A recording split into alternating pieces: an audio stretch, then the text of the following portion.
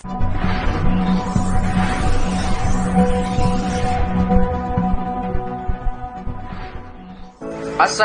warahmatullahi wabarakatuh. Itulah saya Angga Putra Tri Rezeki, NIM 20642062, Prodi Ilmu Administrasi Negara, Fakultas Ilmu Sosial. Baiklah, pada pertemuan kali ini kita akan belajar sistem administrasi negara Republik Indonesia atau disebut juga dengan SANRE, dengan dosen pengampu Julia Hanoselina SIP MA dengan seksi 202110420108. Baiklah, kita akan masuk kepada materi kita, yaitu tentang landasan administrasi negara Republik Indonesia. Setiap negara, baik negara besar maupun negara kecil, memiliki sistem administrasi negara sendiri yang sesuai dengan kondisi masing-masing negara tersebut. Administrasi negara khususnya merupakan penjabaran dari nilai-nilai Pancasila dan Undang-Undang Dasar 1945, merupakan perangkat dalam rangka cita-cita dan tujuan nasional.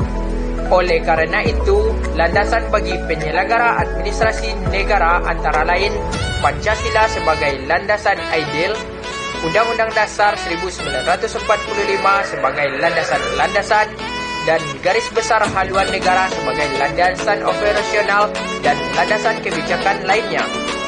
Baiklah, kita akan masuk kepada poin yang nomor 1, yaitu landasan ideal atau disebut juga dengan Pancasila. Landasan ideal bagi penyelenggara administrasi negara Indonesia adalah identik dengan landasan ideal negara Kesatuan Republik Indonesia, yaitu Pancasila.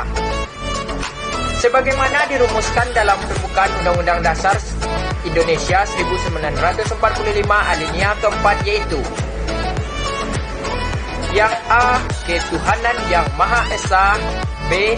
Kesatuan kemanusiaan yang adil dan beradab, C. Persatuan Indonesia, yang D. Kerakyatan yang dipimpin oleh hikmat kebijaksanaan dalam permusyawaratan perwakilan, yang E. Keadilan sosial bagi seluruh rakyat Indonesia. Sesuai dengan Undang-Undang Nomor 5 Tahun 1985, Pancasila merupakan satu-satunya asas dalam kehidupan bermasyarakat, berbangsa, dan bernegara. Oleh karena itu, sistem administrasi negara dikembangkan di Indonesia harus merupakan penjabaran dari pengamalan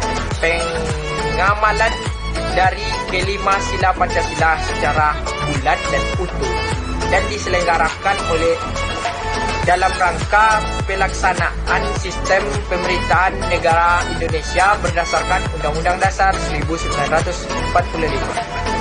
Poin yang kedua yaitu konstitusional landasan atau disebut juga dengan Undang-Undang Dasar 1945. Landasan konstitusional bagi penyelenggaraan administrasi adalah Undang-Undang Dasar 1945 yang merupakan perwujudan dari tujuan proklamasi kemerdekaan 17 Agustus 1945 yang terdiri dari pembukaan, batang tubuh, dan penjelasan.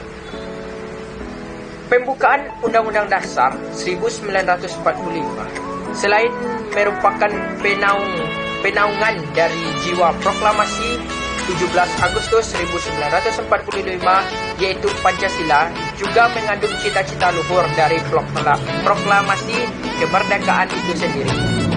Pembukaan Undang-Undang Dasar juga merupakan sumber motivasi dan aspirasi perjuangan serta tekad bangsa Indonesia dan sumber cita-cita hukum dan cita-cita moral yang ingin ditegaskan oleh bangsa Indonesia, serta sekaligus merupakan dasar dan sumber hukum dari batang tubuhnya. Batang tubuh Undang-Undang Dasar 1945 yang terdiri dari 16 bab, 37 pasal, 4 pasal ciptaan, dan 2 ayat aturan tambahan antara lain menetapkan bentuk dan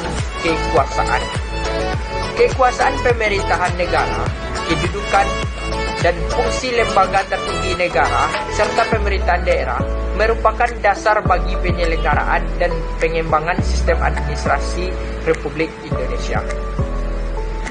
Penjelasan Undang-Undang Dasar 1945 yang disusun kemudian dibuat berdasarkan dengan pembukaan dan batang tubuhnya pada Berita Republik Indonesia tahun Ke-2 nomor 7 tanggal 15 Februari 1946 terdiri dari penjelasan umum dan penjelasan pasal demi pasal.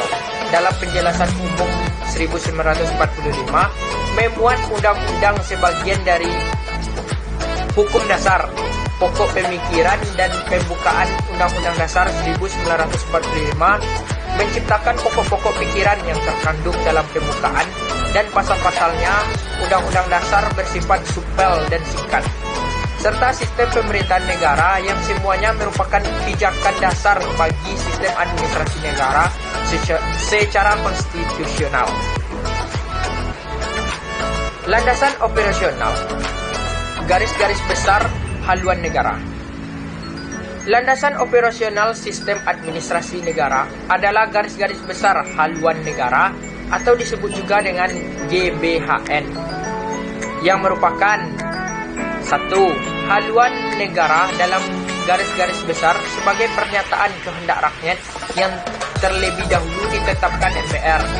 Yang kedua, pola umum pengembangan nasional, yaitu merupakan rangkaian program-program pembangunan yang menyeluruh, terarah, dan terpadu yang berlangsung terus-menerus. Program-program pembangunan yang terus-menerus tersebut untuk mewujudkan tujuan nasional seperti yang dimaksud dalam pembukaan Undang-Undang 1945. Pembangunan nasional yang dilaksanakan oleh bangsa Indonesia meliputi seluruh aspek kehidupan bangsa dan negara, berlandaskan Pancasila dan Undang-Undang Dasar 1945. Dalam GBHN secara garis besar dikelompokkan dalam 1. Bidang ekonomi, 2. Bidang kesejahteraan rakyat, pendidikan dan kebudayaan, yang ketiga bidang agama dan kepercayaan terhadap Tuhan Yang Maha Esa, dan yang keempat bidang ilmu pengetahuan dan teknologi, dan yang kelima bidang hukum, dan yang keenam bidang politik, aparatur negara, penerangan, komunikasi dan massa.